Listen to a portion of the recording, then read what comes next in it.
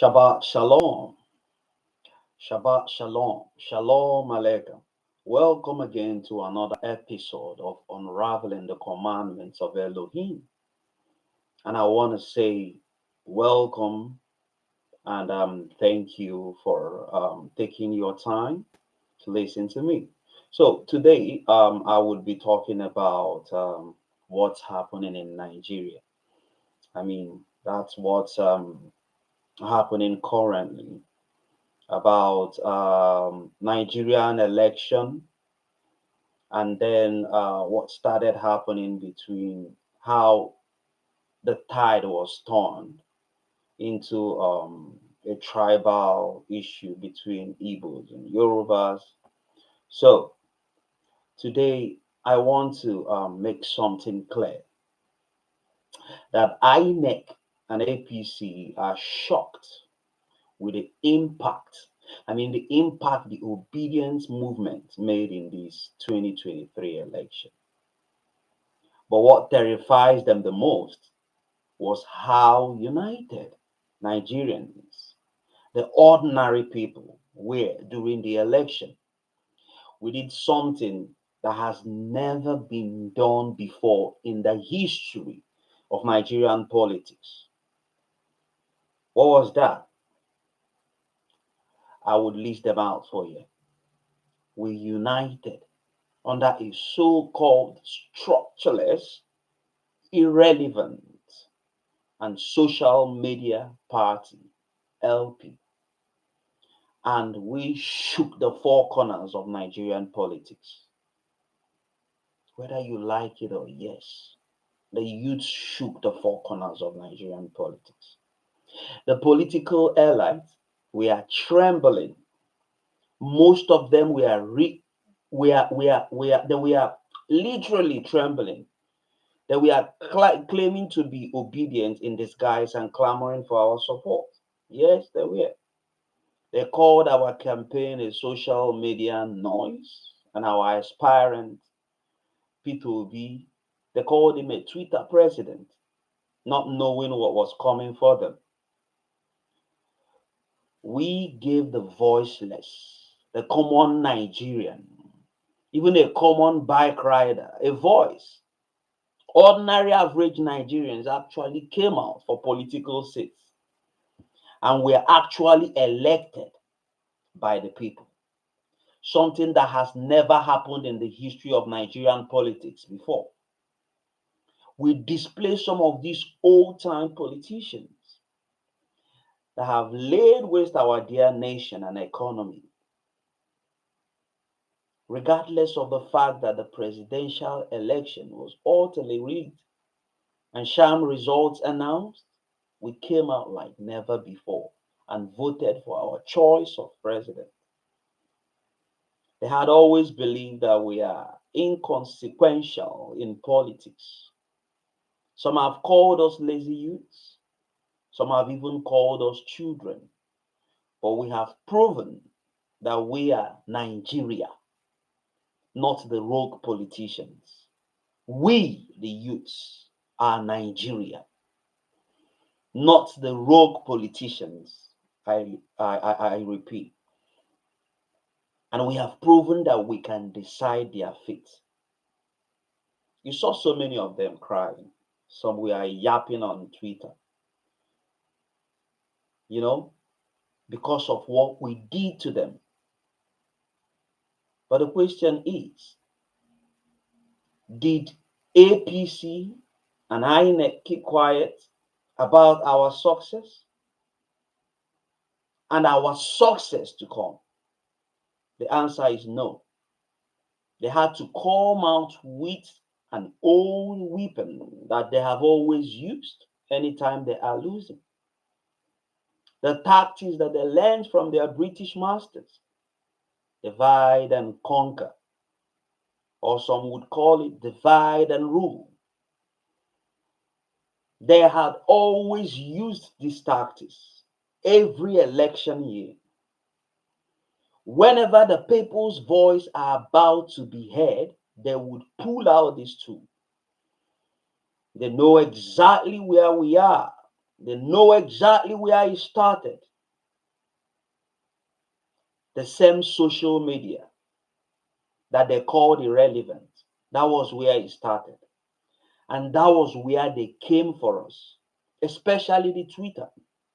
And they planted their social media warriors, their paid social media artists, who tactically started planting tribal prejudice within us to completely bring down the walls we built with our might and unity. They were bringing it down in days. Some of them opened accounts with Igbo names and started inciting Yorubas, vice versa.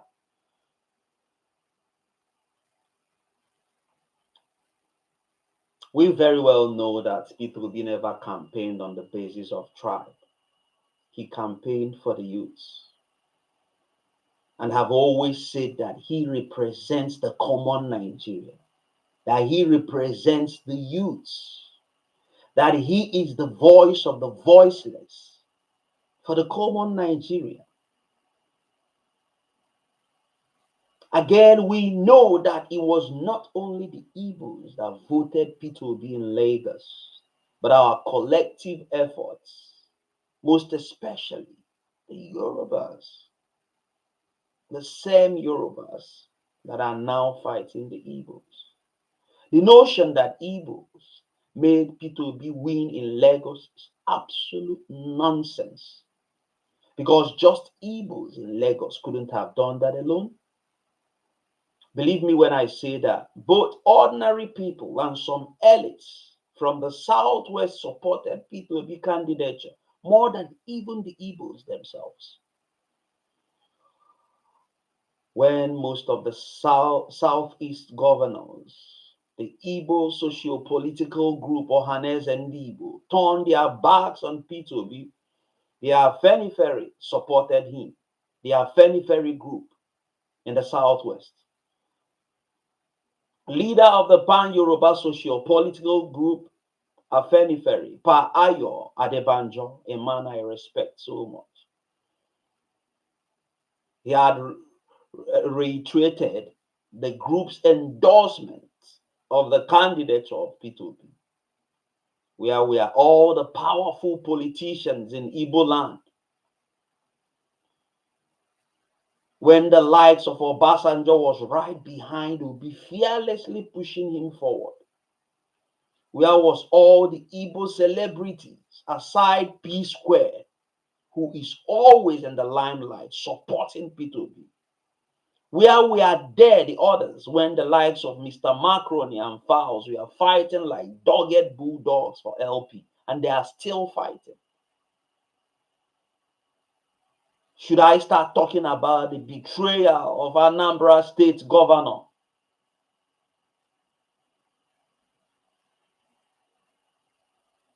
What would I mention? You see how he openly betrayed Peter Obi on camera. We all know that both Imo State and Abia State governors are APC governors and did everything to support their party and betray Peter Obi. Enugu PDP governor, Buruburu, he supported PDP obviously and paid no mind to Peter Obi.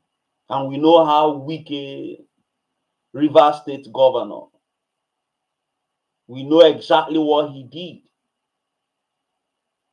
A day before election, he declared his support for APC and rigged the state mercilessly with impunity and intimidation. But we are still here. I can go on and on, but I'm sure you may even be able to tell the story better than I do. The Lagos election that most of you are blaming Peter Obi for supporting Badebo Roads Vivon, GRV as it's popularly called. I want to ask a question. Would Peter Obi not be called a criminal and a hypocrite if after all the support he got from obedience, he turns his back on LP's gubernatorial aspirants in most states as he did. It was not only Lagos State that Peter Obi campaigned for, the gubernatorial campaign. It was not only Lagos State. He campaigned for Enugu. He campaigned for so many other states. I want to inform you that people that started this tribal bigotry are not even real people saying their mind. That we are planted for the exact same thing that they have just achieved, division. I lost hope in Nigerian projects, and you lot, I mean the Labour Party, the Obedient Movement, and P2B gave me hope again, all to see it about being destroyed right in front of me again. That's why I'm making this video. I was a bit sad, but I was not surprised at all about the sham result that INEC declared. But my hope was never shaken. My hope melted when I saw the same people that built up the obedience movement attack, that tore down the strongholds of Nigerian politics. When I saw them tearing themselves apart with the same passion and doggedness they used to strike our enemies, my heart bled. It is not over, guys. Those that voted for Buhari, they live to regret it today. It is not too late to pick up our pieces and continue our fight. We should not lose this fight, because the fight for Lagos State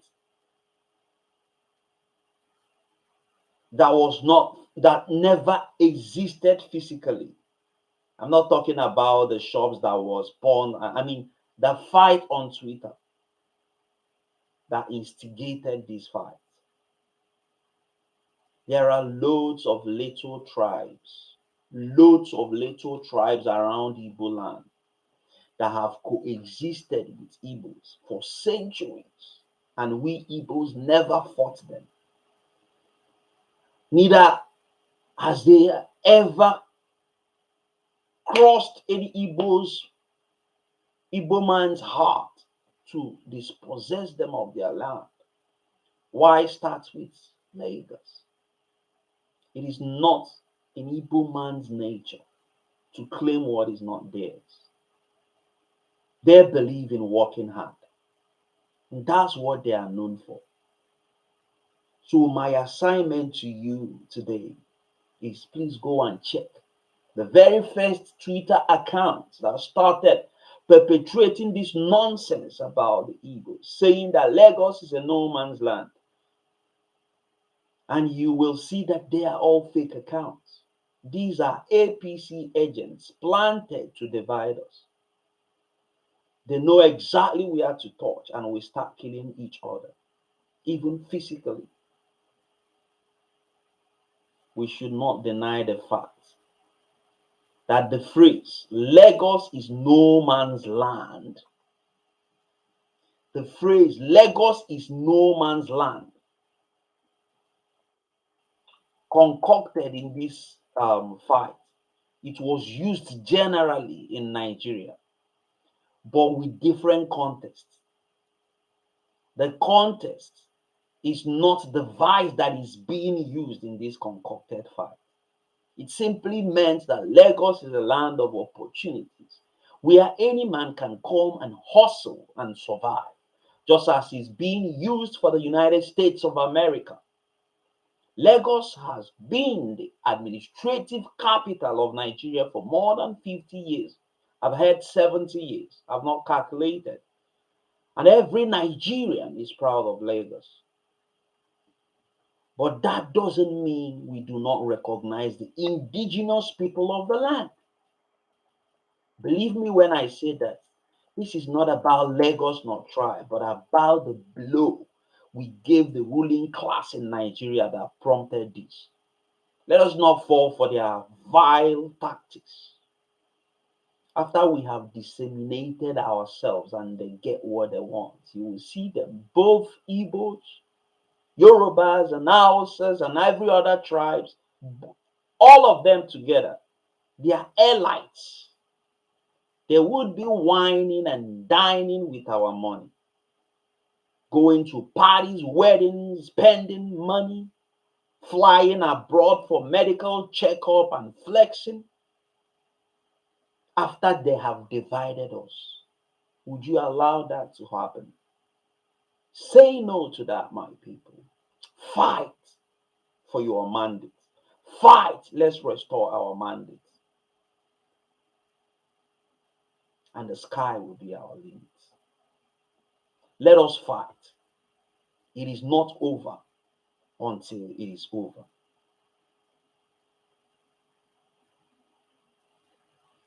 Let us take back what is ours. And we will live to be happy about what we just did. Thank you for listening to me. And please like and share so that others will get to hear this message. Bye for now.